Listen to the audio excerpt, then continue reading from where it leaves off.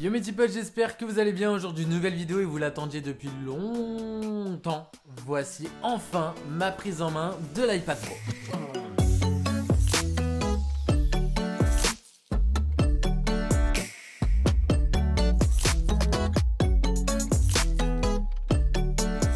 Avant d'aller plus loin dans cette vidéo, je me présente, moi c'est Jimmy et sur cette chaîne on parle régulièrement de high-tech. Donc si c'est un domaine qui vous intéresse, n'hésitez pas à vous abonner à la chaîne. Et si vous me connaissez déjà, vous le savez sûrement, mais je me suis fixé pour objectif d'atteindre les 10 000 abonnés sur cette chaîne avant mai 2020. Donc voilà, si vous voulez me soutenir, c'est pareil, n'hésitez pas à vous abonner à la chaîne. Vous pouvez même activer la cloche histoire de recevoir des notifications quand une vidéo sort. Normalement c'est tous les samedis à 17 h. J'étais pas vraiment chaud pour vous faire un test classique de l'iPad Pro. Au final, ces tests là ça m'intéresse plus vraiment, c'est plutôt des retours d'expérience que je vais vous fournir et je me suis dit que le meilleur retour d'expérience que je pouvais vous faire avec l'iPad Pro, c'est comment il m'est utile tous les jours dans ma vie pro, dans ma vie de youtubeur.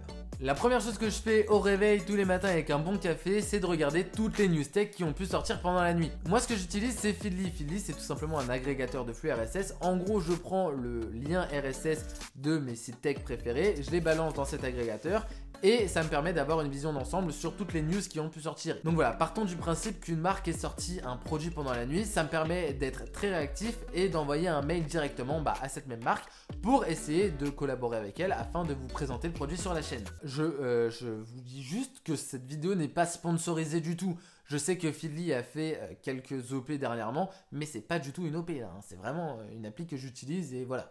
D'ailleurs Feedly, si vous voulez envoyer un chècos, je suis dispo, hein. Donc voilà, je disais, un agrégateur de flux RSS c'est selon moi un indispensable pour entretenir une veille sur n'importe quel sujet. Au-delà d'entretenir une veille, Feedly me permet d'avoir une vision d'ensemble sur plusieurs sujets en même temps, donc c'est vraiment un indispensable selon moi. Donc voilà, comme je le disais, une marque a sorti un produit pendant la nuit, je veux vous présenter le produit sur la chaîne, donc je vais envoyer un mail, mais je ne passe pas par l'application mail de l'iPad, j'utilise tout simplement Gmail que je trouve selon moi bien plus pratique, bien plus clair et bien plus sympa à utiliser au final. Au final, je vais pas vous mentir, l'iPad Pro c'est pas ma machine préférée du tout pour écrire de longs textes. C'est sûrement dû au fait que je tape directement sur l'écran et qu'au final le form factor est assez large, je peux pas taper très vite. Donc voilà, c'est sûrement dû au fait que je n'ai pas de housse clavier pour mon iPad, mais bon, mettre 200 € dans celle d'Apple, ça fait assez mal où je pense. Je sais que Logitech en a de très bonnes et un petit peu moins chères, donc voilà, faudrait peut-être que j'essaye un de leurs produits un jour. Mais pour moi, le meilleur produit pour écrire un mail, ça reste mon iPhone 11 Pro. Le form factor est parfait, je suis très rapide à une main, encore plus rapide à deux mains. Bref, je vais pas vous refaire toute ma prise en main de ce produit. Si vous voulez l'avoir, c'est juste là. Partons du principe que la marque est chaude pour collaborer, elle m'envoie le produit, je le teste et je commence la rédaction du test, tout simplement. Faut savoir que la rédaction du script, elle se passe en plusieurs phases. Je suis quelqu'un qui est partout en même temps, je pense à énormément de choses en même temps et très souvent à des choses qui ne sont pas du tout utiles et qui prennent le pas sur les choses les plus utiles. Nombre de races de papillons en France. Donc bref, vous m'avez compris, dès que j'ai une idée, hop, je la balance dans Notes d'Apple pour l'avoir sur tous mes produits Apple. Et dès que j'ai un peu de temps, par exemple quand le soir je rentre du boulot dans le train, je couche mon idée principale sur Xmind. Xmind, c'est tout simplement mon application de mind mapping. Le mind mapping, c'est quoi? C'est une sorte de brainstorming plus, un truc plus badass.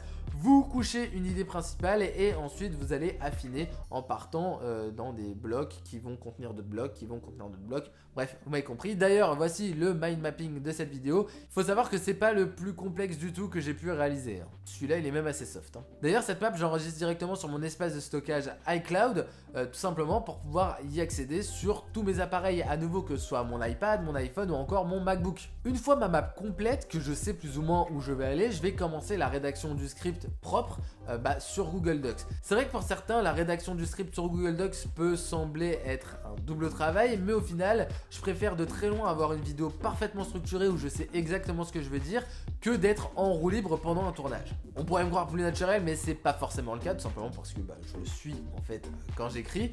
Et au final, c'est moins le cas quand je suis en roue libre, tout simplement parce que je fais beaucoup de prises, la vidéo prend plus de temps à être tourné, du coup je fatigue plus vite et j'ai plus la tête à faire des petites boutades. Bref, c'est comme ça que je commence la rédaction de mon script. Comme vous voyez dans mes vidéos, j'essaye de faire beaucoup de plans produits, des packshots, comme on dit dans le jargon.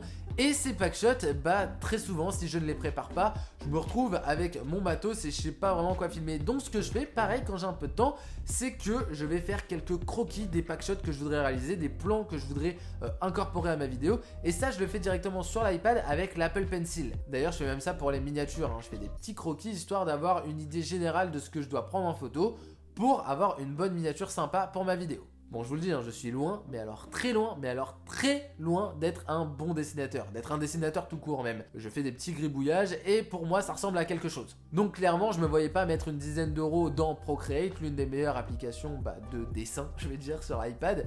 On va plutôt parler d'illustration, mais voilà, je me contente de Notes qui fait parfaitement le taf à mon niveau. En plus de ça, j'ai plein de couleurs possibles, je peux utiliser des crayons, des feutres, des stabilos, donc voilà, ça me va largement. Donc voilà, vous vous doutez bien que pour cette tâche, l'Apple Pencil m'est indispensable, il est beaucoup plus pratique que d'utiliser son doigt, et c'est clairement pour ça que j'utilise l'Apple Pencil, et pour signer des gros chécos de YouTube Money. Bon, mon texte est prêt, reste plus qu'à tourner et même si vous ne voyez pas dans mes vidéos, l'iPad Pro, il est dans tous mes tournages.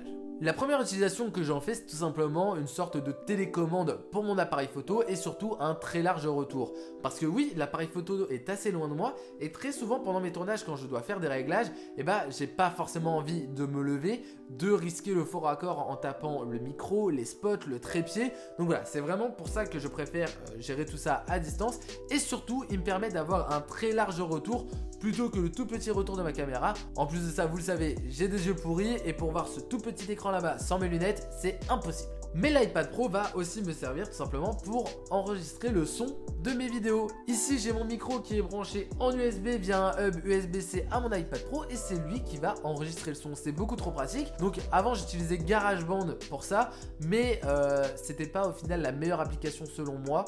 Elle est très complète et au final peut-être trop complète pour moi qui ne suis pas du tout musicien. En tout cas, si vous savez comment paramétrer correctement GarageBand pour de la voix off sur de longs tournages qui peuvent prendre une demi-heure, dites-le moi en commentaire, je serai super intéressé. C'est pour ça que moi je préfère me orienter sur un dictaphone tout simplement. C'est vrai que c'est pas assez complet à mon goût, on n'a pas de niveau de gain, on n'a pas de tout ça, donc on le fait plus ou moins au feeling. Une fois la vidéo tournée, je la monte complètement à l'iPad Pro. Non, je rigole, hein. Je pourrais clairement vous dire que je monte toutes mes vidéos à l'iPad Pro sur le LumaFusion, mais c'est faux. C'est faux. C'est faux, j'ai jamais utilisé cette application, donc je me doute qu'elle est très bien, mais très honnêtement, derrière j'ai un écran immense avec mon MacBook Pro qui a assez de pêche pour faire des petits montages sympas. Donc voilà, je vais pas me contenter d'un petit iPad Pro, même si je pourrais brancher mon écran sur l'iPad Pro pour avoir un moniteur plus grand. Bref, vous m'avez compris, je suis bien plus à l'aise avec Final Cut que une application de montage sur iPad. Mais bon, très souvent j'utilise iMovie sur mon iPad Pro pour faire des petits montages sympas que je vais poster en story Instagram. Je vous l'avais d'ailleurs dit pour ma prise en main de l'iPhone 11 Pro. C'est vrai que quand j'ai pas mon iPad sous la main, je le fais avec l'iPhone, mais quand j'ai l'iPad sous la main, je préfère de très loin faire un petit montage sympa pour Instagram sur l'iPad. L'écran est plus grand, on est plus à l'aise, voilà. D'ailleurs, si vous n'êtes pas encore abonné au compte Insta, je vous laisse le faire. Je vous affiche le petit pseudo là.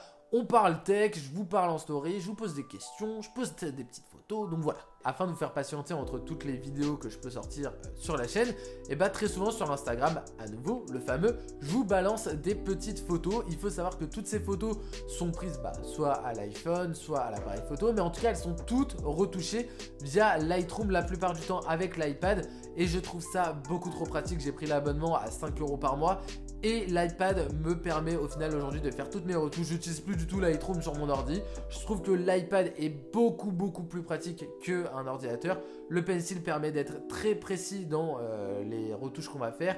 On peut même, à nouveau avec le Pencil, même si on peut le faire avec les doigts, mais c'est plus précis avec le Pencil, faire des sélections de retouches. Voilà, bref, c'est beaucoup trop pratique et c'est clairement l'application que j'utilise pour toutes mes retouches photos. En plus de ça, très pratique, mais quand je prends des photos, des sessions de photos avec mon appareil photo, je peux directement dérocher la carte SD sur mon iPad Pro, pas besoin de passer par un ordi. je prends tout simplement mon hub USB-C, je cale ma carte SD dedans et je dérush le tout directement dans Fichier sur l'iPad. C'est beaucoup trop pratique, je classe tout sous différents fichiers, j'ai un véritable explorateur de fichiers directement dans l'iPad. Bien sûr, ça c'est avec iPadOS et avec l'arrivée de fichiers.